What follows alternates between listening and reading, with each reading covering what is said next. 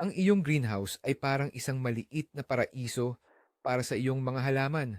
Pero sa paglipas ng panahon, kahit ang pinakamabunga nitong lupa ay maaaring mapagod.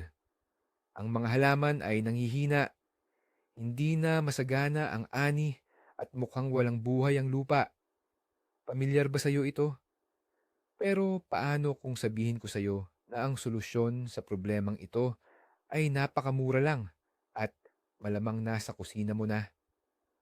Ngayon, ibubunyag natin ang sikreto ng isang napakasimpleng paraan.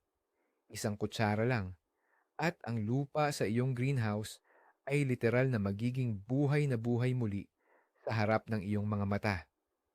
Panoorin ang video na ito hanggang dulo at malalaman mo hindi lang ang mismong recipe, kundi pati na rin ang siyentipikong sikreto sa likod ng kamanghamanghang bisa nito. Mas madali ito kaysa sa iniisip mo. Pero paano kung sabihin ko sa inyo na may ibang paraan? Isang paraan na hindi lang nagtatakip sa problema, kundi sinusolusyunan ito sa mismong ugat. Sa halip na walang katapusang pakainin ang lupang pagod na sa mahal na kemikal, subukan nating ibalik ang tunay at buhay nitong lakas. Dahil ang malusog na lupa ay hindi lang isang patay na saligan kung saan kumakapit ang ugat ng halaman. Ito ay isang buong mundong buhay, isang malaking syudad na tinitirhan ng bilyon-bilyong maliliit na katuwang. Ito ay mga kapakipakinabang na bakterya, fungi at mikroorganismo na walang tigil na nagtatrabaho sa ilalim ng lupa. At dito, nakatago ang pangunahing sikreto. Ang ating gawain ay hindi direktang pakainin ng halaman. Ang ating gawain ay pakainin ang mga di nakikitang manggagawang ito. Lumikha para sa kanila ng perpektong kondisyon. At sila naman, sa kanilang pagkakataon, ang magbibigay sa ating mga halaman ng lahat ng kailangan sa pinakamahusay at madaling magamit na forma. At dito napapasok ang ating simple pero napakalakas na sikretong sangkap. Handa na ba kayong malaman kung ano ito? Sigurado akong magugulat kayo. Ito ay ang pinakapangkaraniwan yeast ng panadero. Opo, tama po ang narinig ninyo. At hindi ito basta kwentong barbero lang na galing sa kapitbahay sa probinsya. Ang pinag-uusapan natin ay ang ordinaryong pampaalsa o yeast na mabibili sa anumang tindahan. Yung mismong nakalagay sa ref ng halos lahat ng may bahay. Yung ginagamit para gawing malambot at mabangong tinapay ang arina at tubig.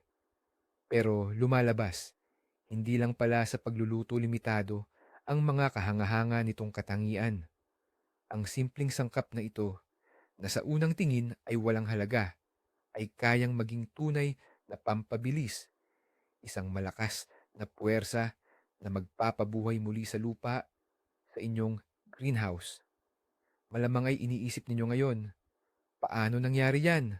Ano ang kinalaman ng tinapay sa kamatis? Ang koneksyon ay napakadiretso at nakabatay ito sa malinaw at madaling maunawaang biyolohiya. At ngayon, isa-isahin natin ang lahat para lubos ninyong maintindihan. Maniniwala kayo, matapos itong ipaliwanag, tiyak na ibang-iba na ang magiging tingin ninyo sa isang pakete ng pampaalsa. Tara, alamin natin kung ano ba talaga ang hiwaga rito.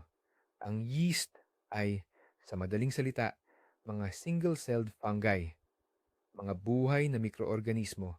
At kapag nakapasok sila sa tamang kondisyon, tulad ng mainit at mamasa-masang lupa sa inyong greenhouse, na para sa kanila ay parang isang perpektong bakasyonan. Ayun, nagigising sila. Aktibo silang kumakain, humihinga, at syempre, napakabilis nilang dumami. Isipin nyo, mula sa isang selula lang, sa maikling panahon, nakakabuo na sila ng buong kolonya. At habang abala sila sa mabilis na pamumuhay at pagdami, naglalabas sila sa lupa ng isang cocktail ng mga napakagandang sustansya. Kasama dito ang mga B vitamins, iba't ibang amino acid at mga phytohormones tulad ng auxins at cytokinins. Ang mga sangkap na ito ay nagsisilbing malakas na natural na pampasigla. Para bang sinasabihan nila ang ugat ng halaman, lumaki ka. Bilang resulta, mas mabilis lumago at dumami ang mga ugat at bumubuo ng maraming maliliit na hibla na sumisipsip ng sustansya. At kapag mas malaki at malusog ang ugat, mas maraming nutrisyon at tubig ang makukuha ng inyong halaman. Pero hindi pa dyan natatapos ang lahat. Ang direktang pagpapasigla sa ugat ay masasabi nating tuktok lang ng iceberg. Ang pinakamahalaga at pinakamabisang epekto ng yeast ay nangyayari sa mas malalim sa antas ng mikroskopiko, sapagkat ang mismong yeast cells sa sandaling makapasok sa lupa ay nagiging pinakamabisang pinagmumula ng sustansya para sa mga katutubong mikroorganismo na naroon na sa lupa.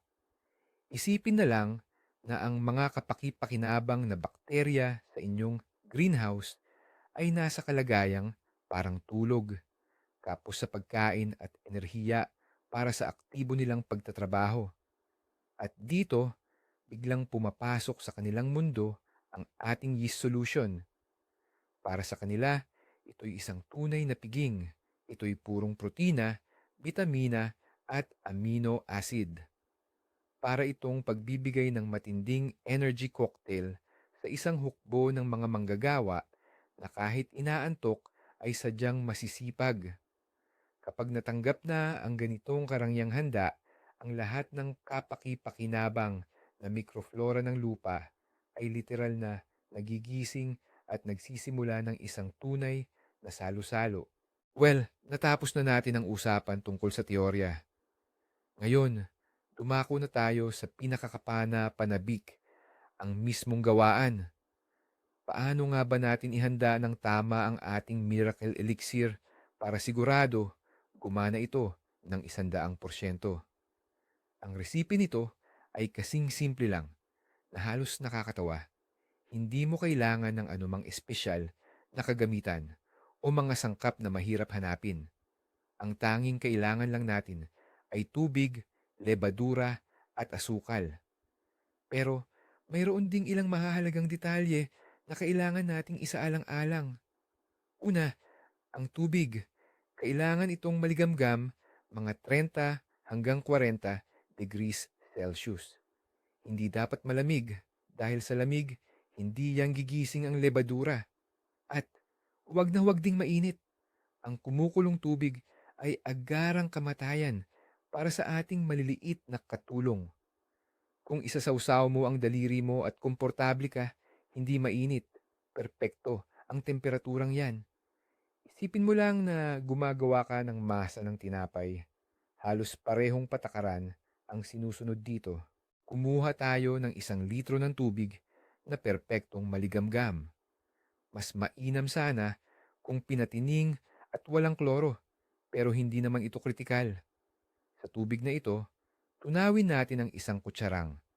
Pwedeng may kaunting umbok ng ordinaryong tuyong pampaalsa. Kahit anong klase na makita ninyo sa tindahan ay pwede. Haluing mabuti para walang buo-buo. At ngayon, idadagdag natin ang ikalawang mahalagang sangkap, 1 kutsarang asukal. At dito, gusto kong linawin agad ang isang popular na maling akala. Marami ang nag-iisip na ang asukal ay pampakain sa halaman. Hindi ito totoo. Sa halaman, ang asukal sa ganoong anyo ay hindi talaga kailangan. Ang asukal sa ating recipe ay panimulang supply ng enerhiya, mabilis na carbohydrates para mismo sa pampaalsa. Para itong pagbibigay ng energy bar sa isang atleta bago ang karera. Makakatulong ang asukal para mas mabilis silang magising, maging aktibo, at magsimulang dumami ng husto bago pa man sila mailagay sa lupa. Ngayong magkakasama na ang lahat ng sangkap, kailangan nating bigyan ng kaunting panahon ang ating solusyon para ito'y mabuhay. Hindi kailangang takpan ng mahigpit ang lalagyan. Maaari itong takpan lang ng takip o kaya'y tela. Iwan natin ang ating magiging eliksir sa isang mainit na lugar. Halimbawa, sa pasimano ng bintanang nasisinaga ng araw o kaya'y sa greenhouse kung sapat na ang init doon. Kailangan nating maghintay ng humigit kumulang 1.5 oras o marahil 2 oras, depende sa temperatura.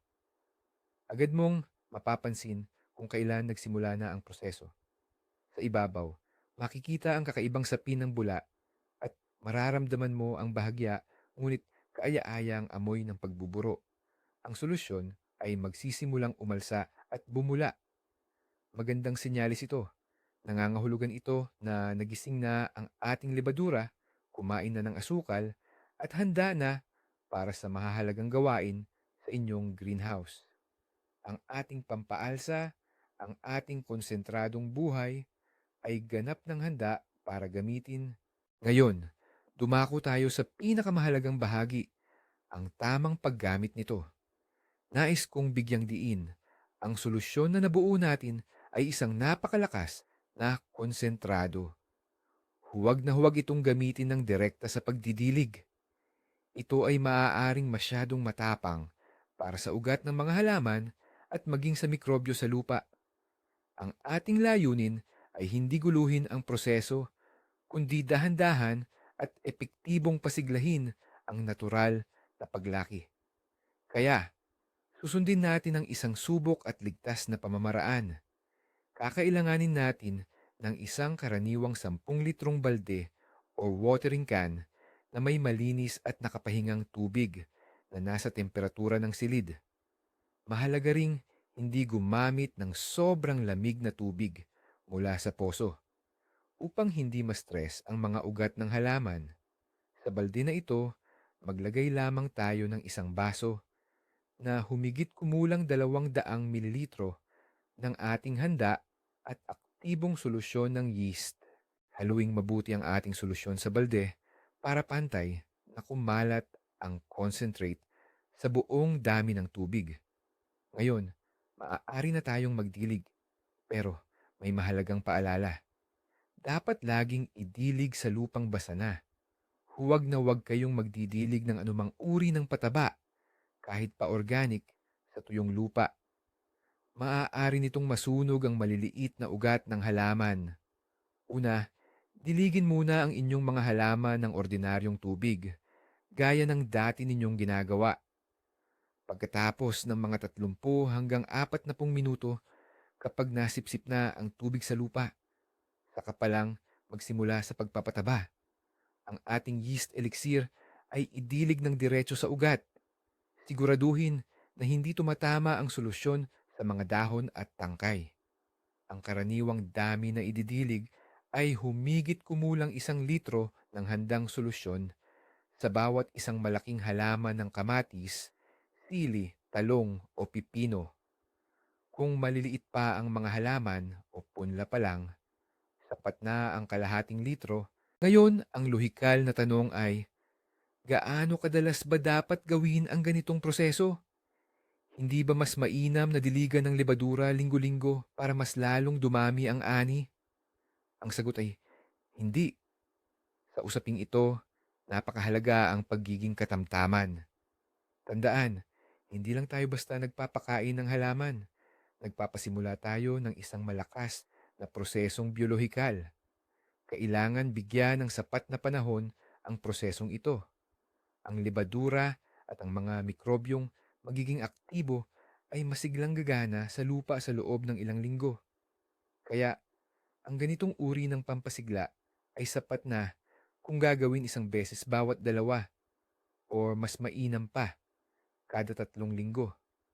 Ang masyadong madalas na paglalagay ng lebadura ay posibleng makagulo sa natural na balanse ng mga mikrobyo sa lupa. Dito, ang prinsipyo ay mas mabuti ng kulangin sa pagkain kaysa sumobra. 2 o 3 beses na paglalagay nito sa isang season ay sapat na upang manatiling buhay at aktibo ang lupa. Kaya, ano nga ba ang inyong makikita? At anong pagbabago ang mangyayari sa inyong mga halaman? Hindi magtatagal at makikita ninyo ang mga unang palatandaan.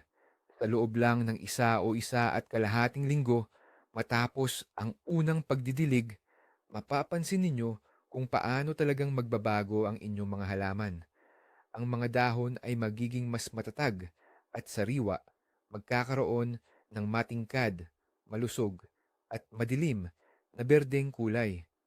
Sa pangkalahatan, ang mga halaman ay magmumukhang mas masigla at matatag. Ito ang unang nakikitang epekto na nagpapatunay na ang sistema ng ugat ay gising na at nagsisimula ng mas mahusay sumipsip ng sustansya. Pero ito ay simula pa lang. Ang pinakamahalaga at pinakakahangahangang resulta ay makikita ninyo paglaon kapag nagsimula na ang yugto ng masiglang pamumulaklak at pagbuo ng bunga. Mapapansin ninyo na mas maraming namumuong bunga at mas kaunti ang nalalagas. Ang mga halaman na lumalaki sa ganitong buhay na lupa ay nagiging mas matibay sa stress. Mas madali nilang nakakayanan ang kaunting pagbabago ng temperatura. At ang mga bunga mismo, magiging mas malaki, mas makatas, at ang pinakamahalaga, mas masarap dahil nakakuha sila ng kumpleto, balanse, at natural na nutrisyon. Pero ngayon, narito ang talagang magpapabago sa pananaw mo. Marami ang nag-aakala na ang lebadura ay pampakain lang sa halaman. Pero hindi iyan ang buong katotohanan. Ang pinakatago at pinakamagandang epekto ng pamamaraang ito ay lampas sa ating nakikita. Hindi ka lang naglalagay ng sustansya, binubuhay mo ang buong ecosystem ng iyong bahay-taniman. Kapag aktibo ang mikrobyo sa lupa, hindi lang nito pinapakain ang iyong halaman, kundi pinoprotektahan din. Ang mga mabuting bakterya ay lumalaban sa mga pathogenic fungi at mikrobyo. Lumilikha ng natural na panlaban sa mga sakit tulad ng phytophthora or bulok ng ugat. Ibig sabihin, ang isang kutsarang lebadura ay hindi lang nagpapataas ng ani, kundi nagpapalakas ng resistensya ng iyong buong taniman. Hindi ka lang nagdidilig ng halaman, ikaw ay nagdidirekta ng isang buong orkestra sa ilalim ng lupa na gumagana para sa iyo. Kaya, sa madaling salita, ang isang kutsarang ordinaryong lebadura na tinunaw sa asukal at mainit-init na tubig ay kayang magpasimula ng buong reaksyon ng buhay sa lupang pagod na ng iyong bahay-taniman. Hindi ito mahika, kundi purong biyolohiya. Mura, simple, at talagang napakabisa. Maraming salamat sa panunood ng video na ito hanggang sa huli. Kung naging kapaki-pakinabang ito para sa inyo at may bago kayong natutunan, paki-like at mag-subscribe sa aming channel para hindi nyo makaligtaan ang iba pang sikreto sa paghahardin. Ngayon, may tanong ako sa inyo. Anong mga kakaiba pero subok na pampakain sa halaman ang inyong ginagamit? Ibahagi ang inyong mga lihim sa comment section. Magpalitan tayo ng karanasan.